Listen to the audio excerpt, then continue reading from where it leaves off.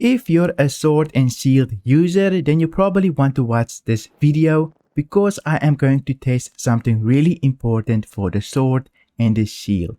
On the sword you can get a perk, or the shield you can get a perk that is called sure footing. Sure footing will increase your speed while blocking so that you can outmaneuver your opponents. But this same ability you can also get on your skill tree right here. You can get mobility. So I want to figure out if mobility and sure footing will stack together. For example, mobility will give us movement speed, extra 33% movement speed, and the perk on the sword will give us sure footing, which will give us only 20% movement speed while blocking. So I want to see, do it actually stack and how we can use this. Now you might be asking, how am I going to test this? Well, I'm going to use this hallway right here and see how fast I can go down it with the perks on and off, and then see which is the best. I am going to do 4 tests. First one with no perks on at all. I'm going to swap out my sword. As you can see, I'm going to swap out my sword, and then I'm going to keep my shield since there's nothing on my shield. Then I'm going to reset my perks as well. This is how I am going to test it. I'm going to angle my camera towards that wheel right there, and as you can see, the edge of my screen, I'm going to measure everything with the edge of my screen, since I'm going to see if it can reach this pillar. Once it reaches the corner of the pillar, I'll stop the video and start the video. So as you can see, I'm just going to do a test example for you. So once I reach that corner right there, I'm going to stop the video or start it, and once I go through the tunnel, once my screen reaches this corner right here, I'm going to stop it, all while aiming at that wheel right there.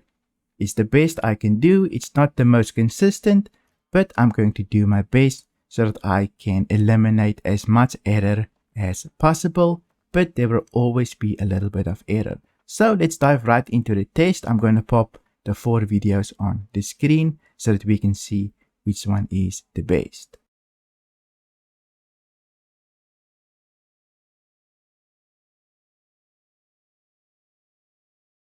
So we just finished the test. Let me break everything down and explain the percentage difference between each one. Obviously, the one with no perks has 0% difference because it's the only one we can compare it to. When we move on to sure footing, the one that are supposed to give us 20% extra movement speed, the one on the sword, the speed perk on the sword, well, the difference for this was 19% compared to the no perks one. So it's pretty close. There's room for error, of course. Maybe we moved a little bit faster because of lag or something else, but 19% pretty close to 20%. If we move on to mobility, the perk that we get on our shield, it's supposed to give us 33% extra movement speed when we block. Well, when we compare this one to the no perks one, well, we only get a 21.17% increase in movement speed.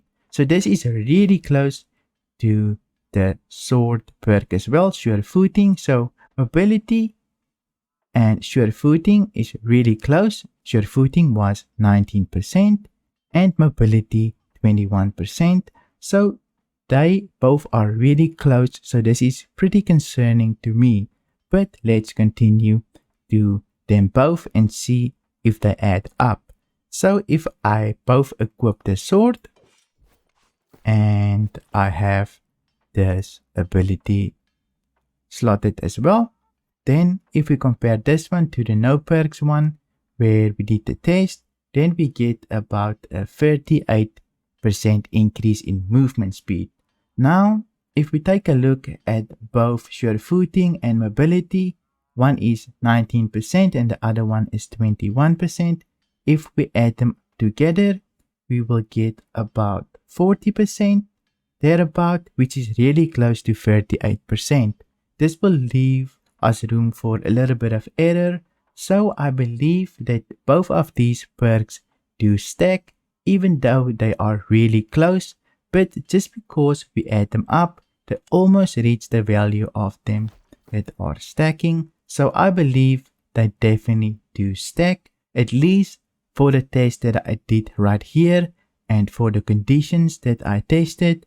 I believe that both of these perks do stack, so that is the result for this video. If this video was helpful, then make sure to drop this video a like, and if you're looking for the best drops from mobs, then you can watch this video right here.